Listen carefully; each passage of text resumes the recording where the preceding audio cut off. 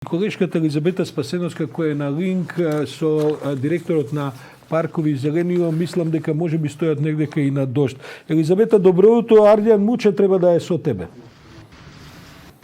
Добро утро, така е, надвор врне дожд со малку снег и како што кажа, со мене е директорот на јавното предпријатие Паркови Зеленило, Ардијан Муче. Добро утро и благодарам што прифативте да бидете дел од утрински брифинг и на вакво време. Добро утро на вас. Локацијата ја избравме затоа што тука наскоро ќе започне да се гради парк. И тоа станува збор за локација која што досега беше депонија, како што може да видат и нашите гледачи, се уште е депонија. Оваа депонија наскоро ќе се притвори во убава зелена површина. Може ли да ни кажете зашто се работи? Да, ова е една од најголемите проекти што го работи градот Скопје во соработка со јавното предпријатие Паркови Зелени, но и во соработка со општина Карпош. Значи, оваа година сменивме малце стратегија, фокусот на ваквите депонии да ги претвараме во зелени површини. Ова е една од поголемите депонии, има околу 60.000 метри квадратни. Значи, нашиот план, влезено во планот на јавното предпријатие Паркови Зеленило, во соработка чекаме општината да ја расчисти депонијата, веќе е почнато, мислам дека во делот на расчистувањето и по сите параметри, значи градот Скопје веќе е во финална фаза на отварање на јавен повик за доставување на проекти. За истиот, значи сакаме да го направиме како содржински парк, значи не само зелена површина, за да можат граѓаните да имат атракција да дојдат да го посетат паркот. Кога може да очекуваме дека ќе уживаме во содржините на овој парк?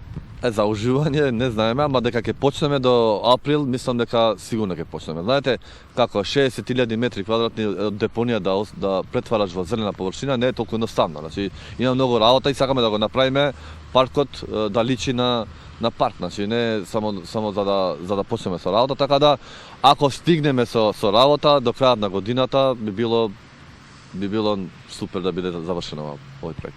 Така, вчера имавме навистина големо невреме во Скопје, можеше да се забележи дека голем број паднати дрва беа на улиците. Дали вие како предпријатие бевте излезени на терен, дали имаше интервенции? Да, кризниот штаб одма беше страна на град Скопје беше свикан и ние, бидејќи имаше околу 7 паднати дрва низ град Скопје, на сите 7 локации до утро сабале со екипите бевме на терен.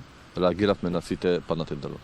Може да ни кажете што друго да очекуваме од предпријатието? Ќе се работи ли? Доаѓа пролет, освен овој парк, што друго ќе се разделинува? Да, градот Скопје дефинитивно, значи оваа година има одвоено буџет највише од сите години од постојањето на јавното предпријатие за подигање и реконструкција на зелени површини.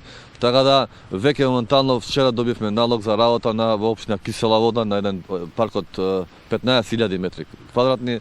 Добивме налог за општина Аеродром, нов парк да направиме, така да веќе почна проект, во фаза сме на нови проекти направени, така да ќе има многу работа оваа година. Така, ние во исчекување ќе бидеме на пролетта да видиме што ќе сработите и како ќе ни го разубавите градот. Сигурно, заедно ќе дојдеме да видиме. Благодарам и на вас. Утришното вклучување.